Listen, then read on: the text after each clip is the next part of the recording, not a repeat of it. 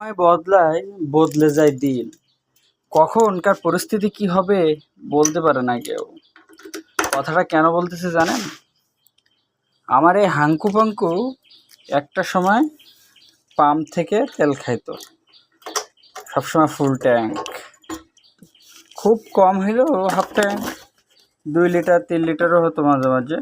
কিন্তু আজকে দেখেন ওতে তেল নাই, স্টার্ট নিচ্ছে না, মানে অচল।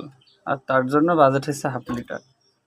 হাফ লিটারটা বাজেট নয়, বাজেটটা হলো যেহেতু গ্রামের থেকে নেয়া, বেশি না নেওয়াটাই ভালো। কিন্তু পাম্পে পাঠাবো কাকে? এর তো নিজের যাওয়ার ক্ষমতা নাই। আমি অসুস্থ থেকেই আমার পাঙ্কুটাও যে রেস্টে।